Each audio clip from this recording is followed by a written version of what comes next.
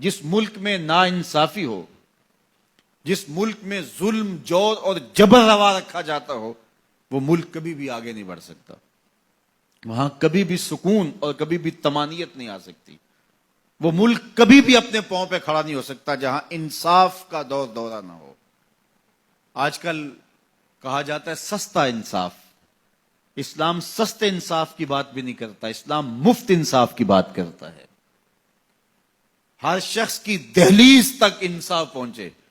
اور اسلام نے انصاف کے تقاضوں کو اس انداز سے پورا کیا کہ میرے اور آپ کے آقا و مولا کے دور ہمایوں میں بنو اسود کی ایک خاتون چوری کر لیتی ہے اور اس کے ہاتھ کٹنے کا حکم ہوتا ہے، تو حضرت اسامہ بن زید رضی اللہ تعالی عنہ کے ذریعے سے حضور سے سفارش کی جاتی ہے کہ یہ قبیلہ نیا نیا اسلام لایا ہے، ان کی خاتون کا ہاتھ کٹ گیا تو کہیں یہ اسلام سے ہٹ نہ جائیں، تو کوئی نرمی برت لی جائے. تو حضور بلال حبشی کو ممبر بچھانے کا کہتے ہیں. لوگ جمع ہو جاتے ہیں تو آقا کریم ممبر پہ جلوہ افراز ہوتے ہیں اور فرماتے ہیں تم سے پچھلی امتیں اس لیے ہلاک ہوئیں کہ امیر اور غریب کے لیے الگ الگ انصاف کے تقاضے تھے ان کے ہاں. فرمایا میری شریعت میں ایسا نہیں ہوگا.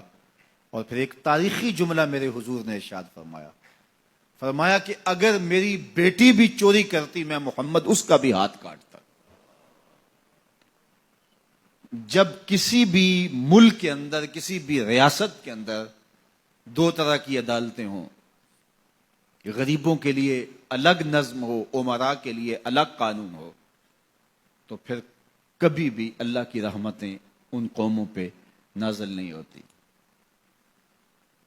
آج تو جیل کے اندر بھی الگ الگ خانے موجود ہیں، تھانوں کے اندر بھی غریب مار دیا جاتا ہے، اس کی کھال ادھیڑ دی جاتی ہے، وہ اونچا سانس نہیں لے سکتا، اور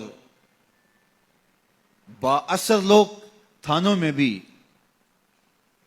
دامادوں کی طرح رہتے ہیں اور وہاں بھی انہیں مہمانوں کی طرح رکھا جاتا ہے. اور عدالتوں میں جو ہوتا ہے وہ کسی زمانے میں کہتے تھے کہ وکیل کر لو، اب کہتے ہیں جج کر لو.